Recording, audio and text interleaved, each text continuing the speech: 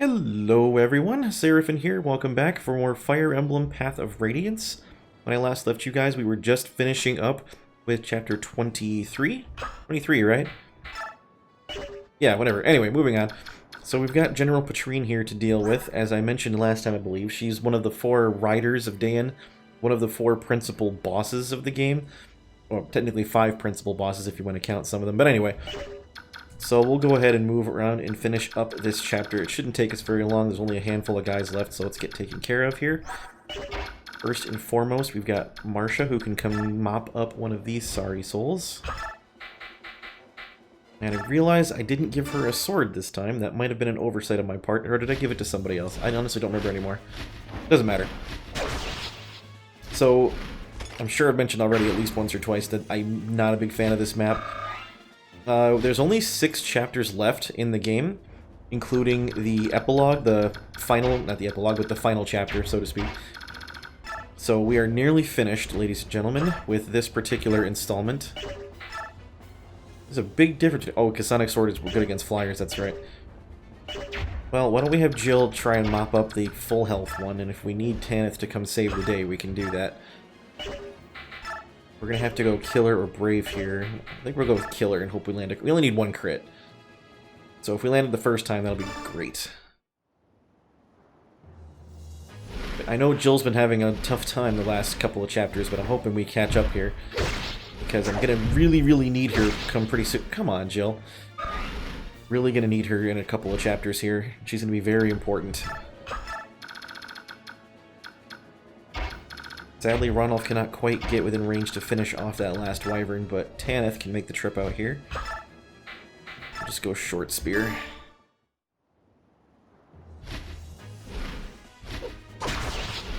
So there's a handful of wyverns and a paladin off to the left, if I'm not mistaken, so we gotta make sure we take care of them, lest our green friends, our green paladin friends, get destroyed in the process. We'll go ahead and send our mages back up to the front here, because we don't need them out back here anymore. I have Racing on station as well, I almost keep forgetting.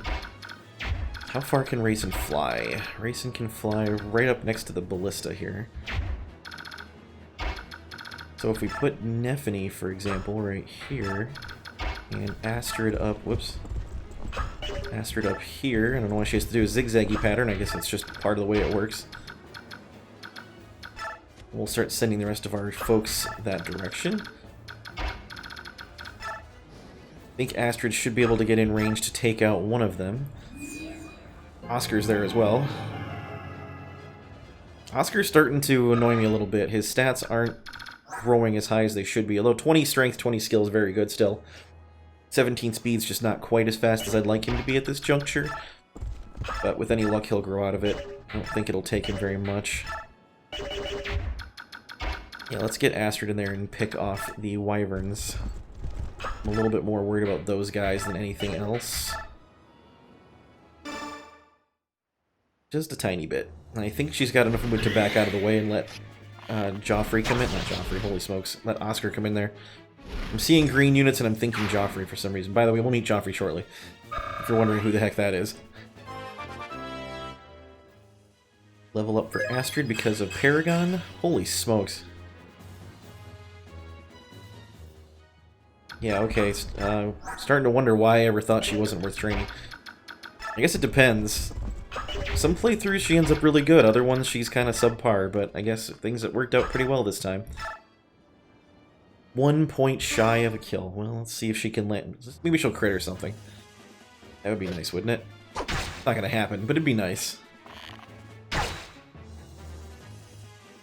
Nope, didn't happen.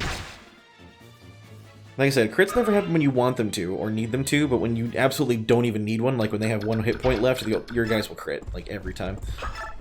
It's kind of absurd. Alright, let's get a axe. Oh, that's the wrong guy. Oh well.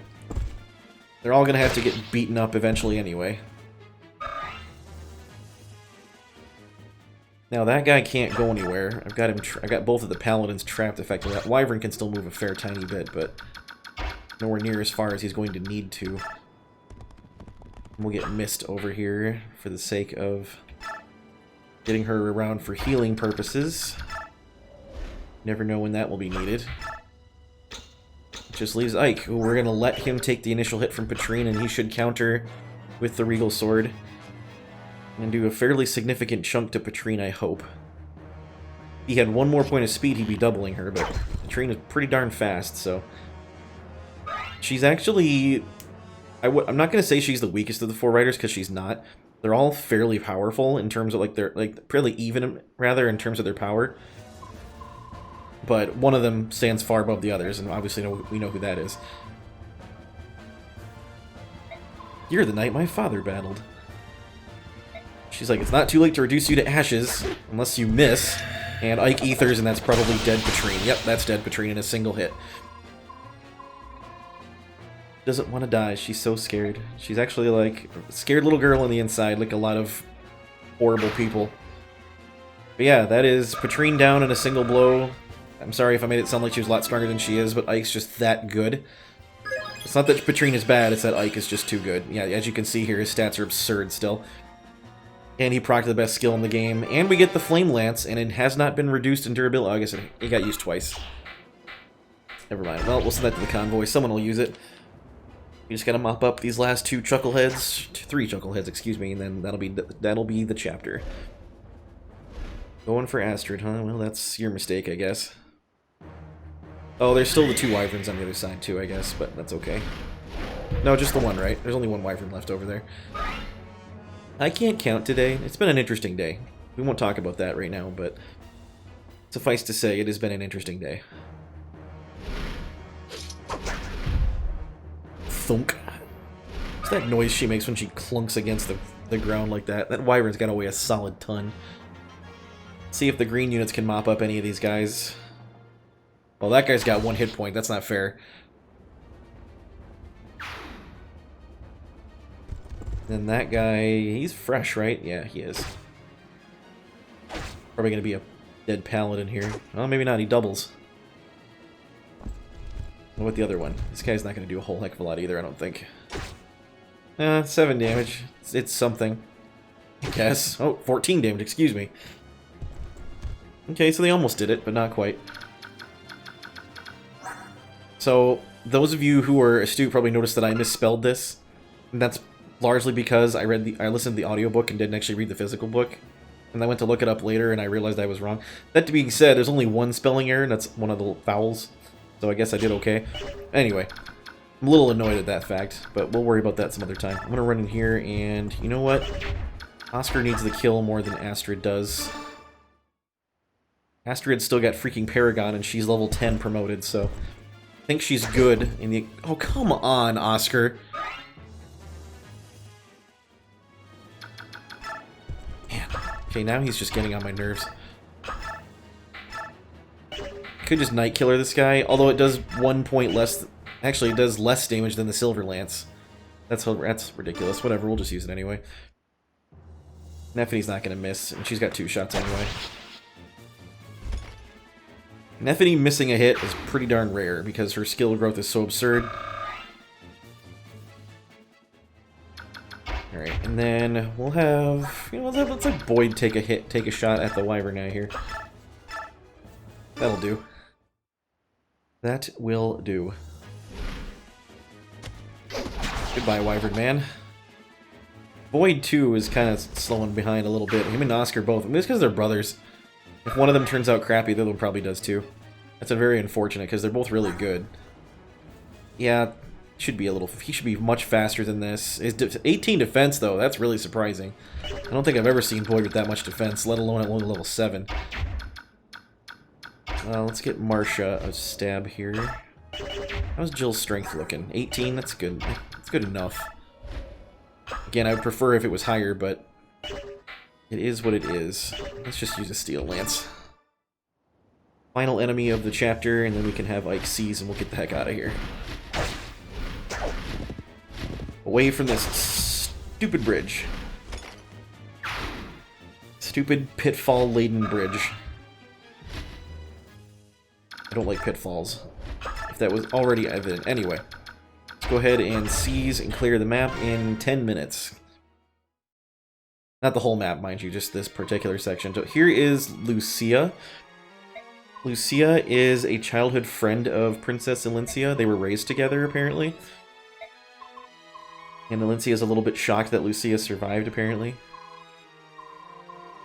Joffrey is her brother. We've not met him yet, but I did accidentally mention him a second ago. We'll see Joffrey shortly.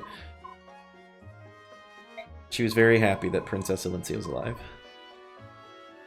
How many Crimean retainers survived? There's Count Bastion. That was the other guy that was talking with Lucia earlier when they suddenly appeared with all those green units. Silver-tongued rascal. And I have no idea who any of those people are, and we never see or hear of them again, so it doesn't matter. Soldiers you've contacted so far do not even number 100. Yikes, that's not very many.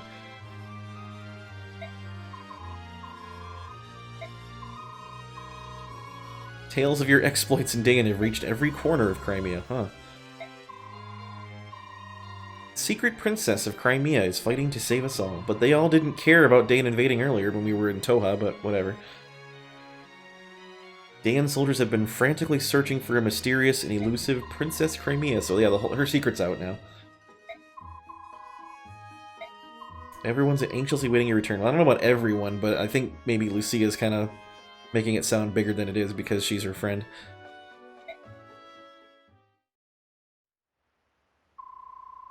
News of your actions in Daein reached the ears of King Gallia through Nasir, and then I told Lucia, who passed it to the citizenry. Oh, there we go. So Renal still can't believe that Nasir was a traitor. He's been helping us this whole time, but we had no idea he was not actually working for us. He will not speak. There's nothing I can do to save him. Let's go see him. Oh, good idea.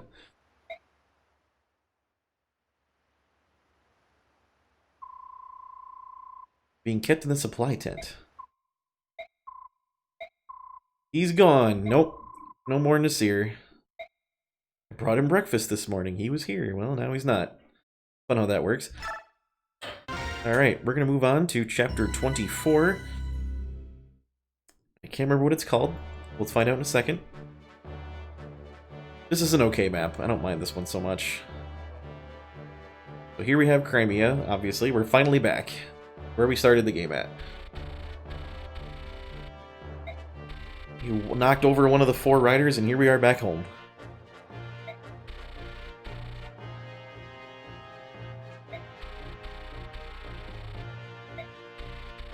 Silent masses who long for the restoration of their homeland slowly begin to give voice to their dream. It's an interesting concept, the idea of the silent masses. Like, the idea that public opinion isn't actually what people think it is. It's just, there's a lot of silent people who don't make their opinions or viewpoints known. I guess it's fairly common, but they make use of that in this particular instance, too. There's a lot of really cool socio-political situations that occur in this game that I don't know why I'm so fascinated with. I really couldn't tell you, but it's just cool to see. Something other than just, oh, they're bad guys, we're gonna go kill them all. Delbray Castle. That's Joffrey, by the way. This guy is Joffrey. This is Lucia's, I believe they're twins. I'm not actually sure. Maybe he's her younger brother, I'm not sure. And then we have Count Bastion here as well. He speaks in rhyme because, of course he does. He looks like a freaking bard.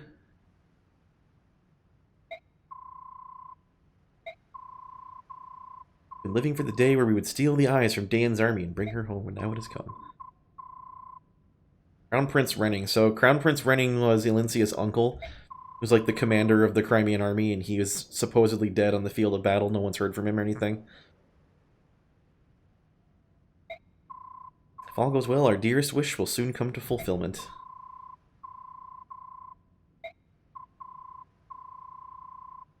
We must divide the tasks and begin preparations for a feast at once. You're gonna pull out all the... Where are you gonna get all this food from? Polish the silver tableware I was hiding. You possess such refined things? He got silver from His Majesty when he was awarded his knighthood. That's really cool, actually.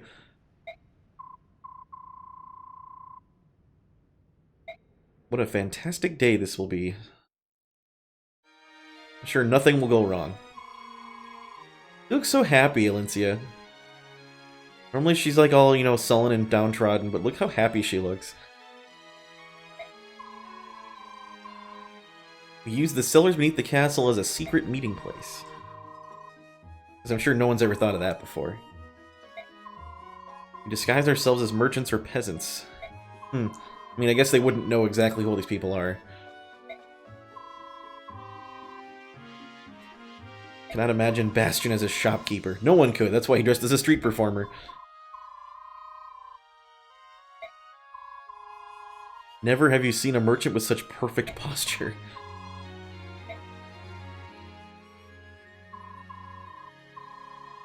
Smiling and laughing for hours. Yes, they do grow up together. Apparently they were milk siblings, whatever that means. I actually do know what it means, but it took me far too long than I care to admit to realize what that actually meant.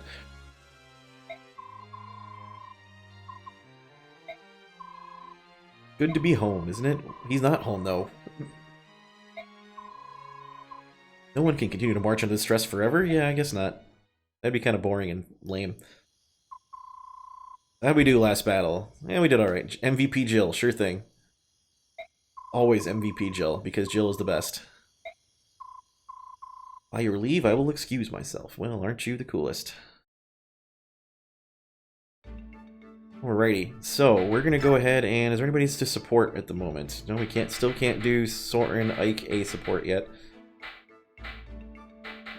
Not really a whole lot else to do at the moment. And we can speak to a friend real quick. Oh, it's Makalov.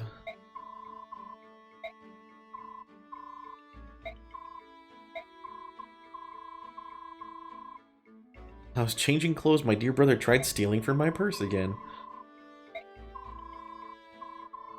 Here I was thinking you finally turned yourself around. Yeah, good luck with that.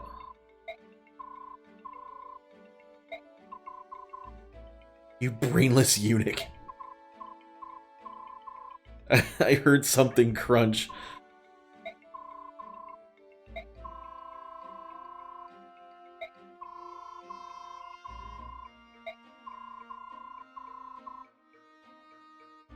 You're my older brother, remember? Yeah, that's a good point. Yeah, it's really hard to take anything he says seriously.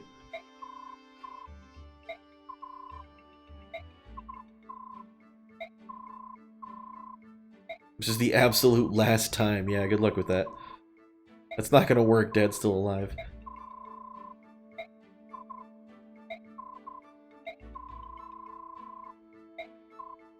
You want to bet on how long I can keep my promise? Wow, that's amazing. Anyway, I think we're still good on equipment, right? For the most part. I didn't bother to take a look. Probably should... No, I think we're all set.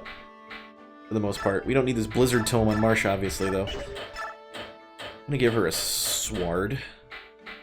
Just an iron sword, of course, because reasons. Soren still can't use that tornado that I gave him. Which is annoying to say the least, but not unexpected. Yeah, I think we'll be alright, so let's just get rolling. I'm not going to take too long to worry too much about this stuff. This is a fairly straightforward and easy chapter coming up, so let us not dally too much. So this one we are supposedly meeting up with Joffrey and Bastion at Delbray Castle here. It is raining now. The goddess sees fit to bring rain.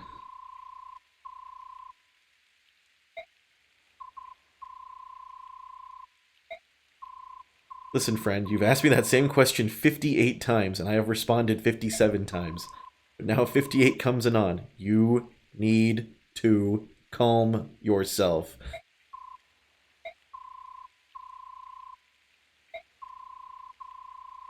You're the general of our little army. Oh, so this is General Joffrey, not just Sir Joffrey.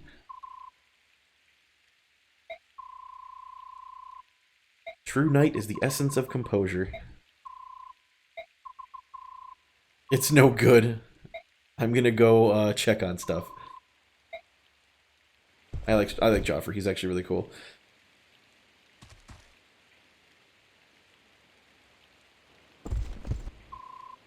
They're here. I see them.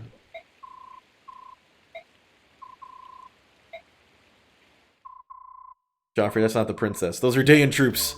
Crap, no. How did you get the color wrong, dude? Like, last I heard, Crimean soldiers were, like, wear white armor and Daein wear black. Like, that's literally the opposite of each other. How did you get that so wrong? I mean, they look red because that's just their coloring on the map here. He came riding to meet you. How sweet. Uh-oh. Castle Delbray is surrounded by enemy troops. Well, crap baskets. I'm sure nobody ever thought that was going to happen. Joffrey's acting as a decoy. You must continue on the road to the southwest. We must help Joffrey. We have no choice. We'll have to abandon our companions. What? Are you nuts? And Elincia's like, no, we're not doing that.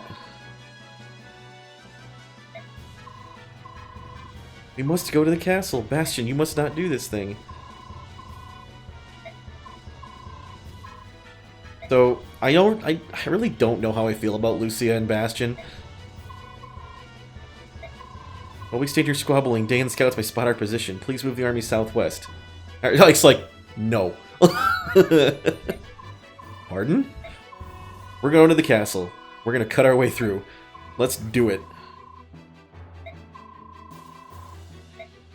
They're not so lost we can't take them back.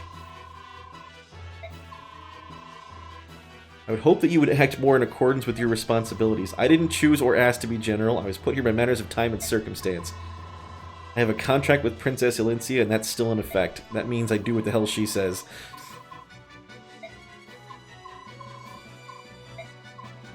So, we're gonna go help them. If you're worried about it, I'll leave her here with you and you can keep her safe. I'm going to go kill some folks. So Joffrey has like a small token force with him.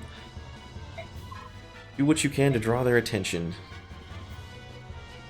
There's a decent chunk of dudes here.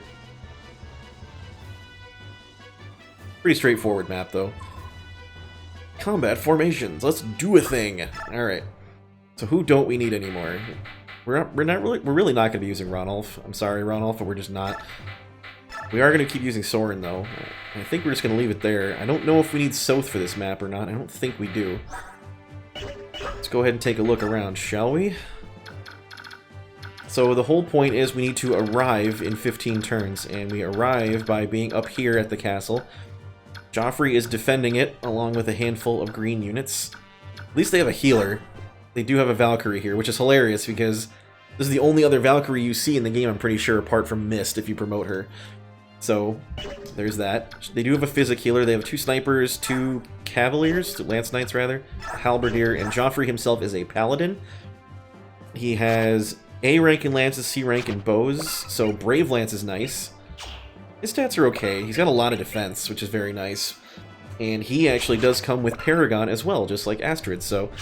That being said, he's only got 9 levels to grow before he's maxed, and his stats are not as good as even Oscar's, really. Well, I guess they're a little better than Oscar's, but he's also got several levels on Oscar.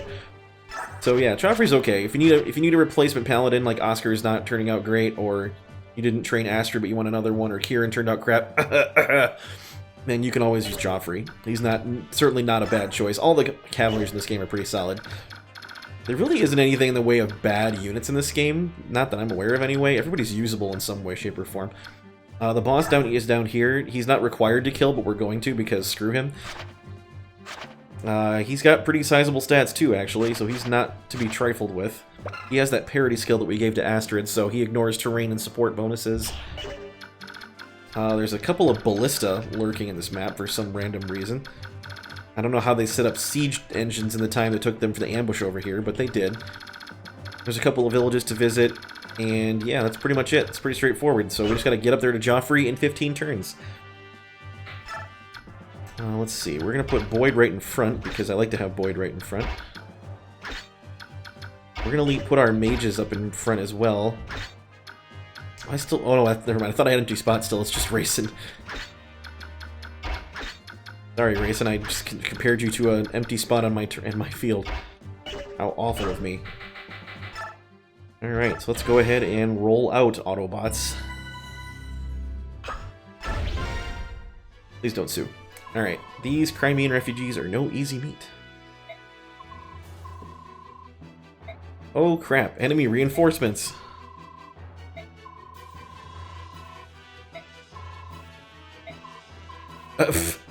Fantastic, he says. The guys that wrecked one of the 4 riders are coming.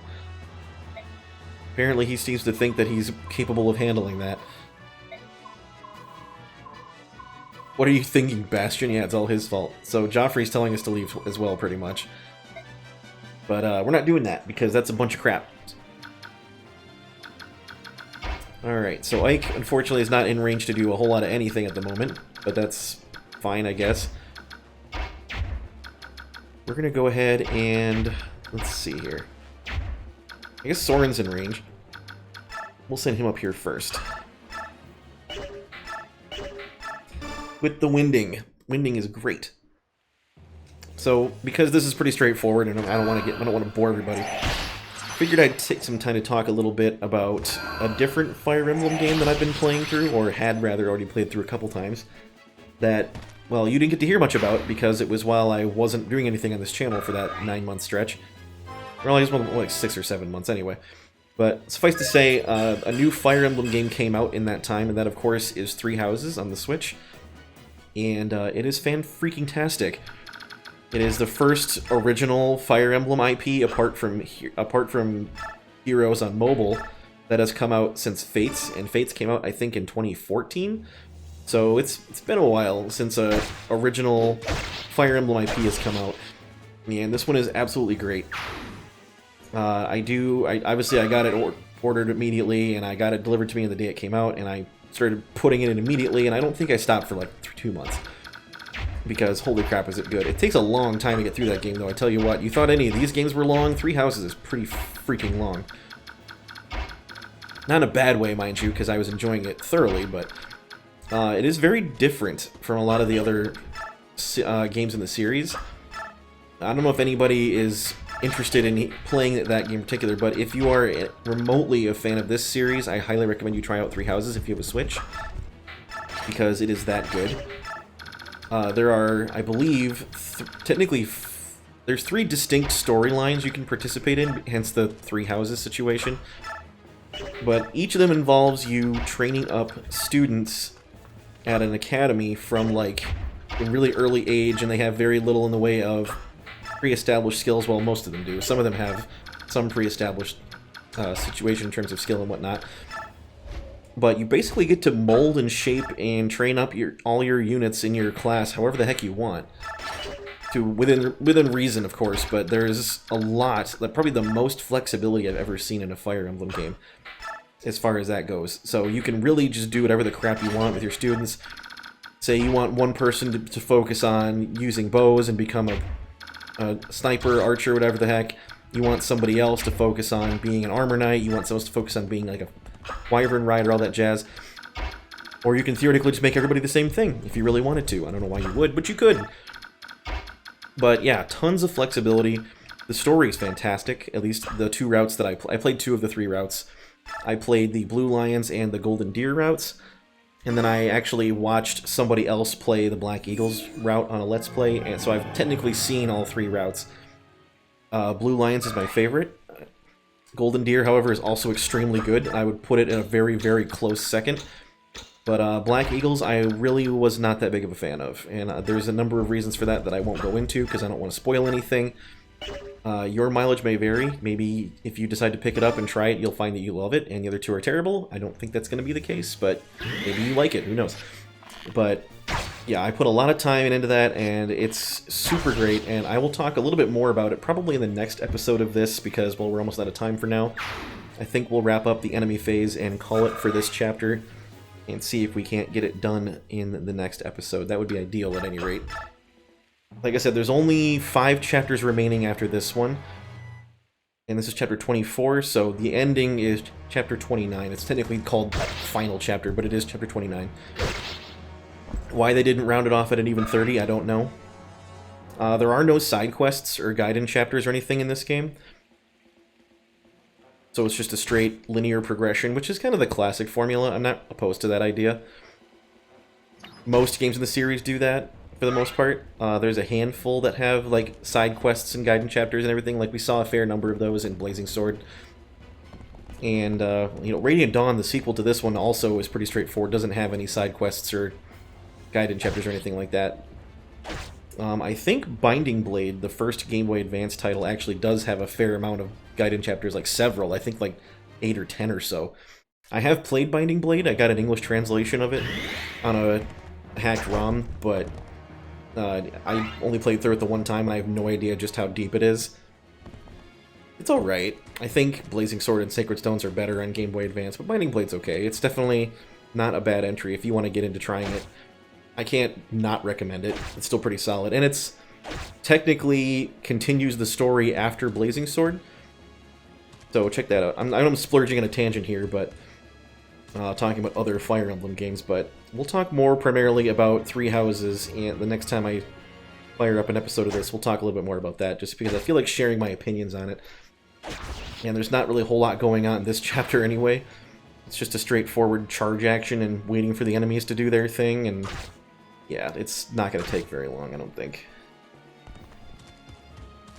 I've kind of gotten out of cycle a little bit, only because we're not finishing up with the end of chapters anymore like I have been the entire series so far. We're kind of just stopping in the middle and progressing on to the next one. So I'm sorry if that bothers you. Thankfully, Joffrey here is fast enough to double that guy. They're stealing all my experience, but, you know, that's whatever. It annoys me a little bit that the enemy AI, or that the neutral AI in this game is predisposed to using ranged attacks whenever possible, even though they could probably land more successful kills if they just used proper melee attacks. Oh, here we go. We got something going on.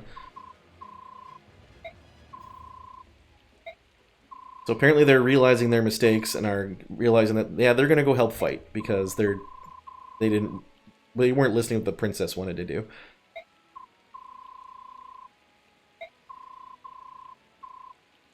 The cost of that victory is the two of you. I will never smile again. Oh, that's not very nice. Come back alive, she says. For you, we would the world itself depart. I believe she just said don't do that. Alright, so we get Lucia and Bastion on the field. And we'll go ahead and talk about them in the next episode, along with the continuation of this chapter. So, thank you for watching up to this point. I really do appreciate it. We will resume Chapter 24 next time, so stick around for that. Feel free to leave a like and a comment on this video if you are so inclined, and make sure to subscribe to the channel if you have not already. I would appreciate any and or all of those things. And so until next time, this has been Seraphin. Stay classy, internets.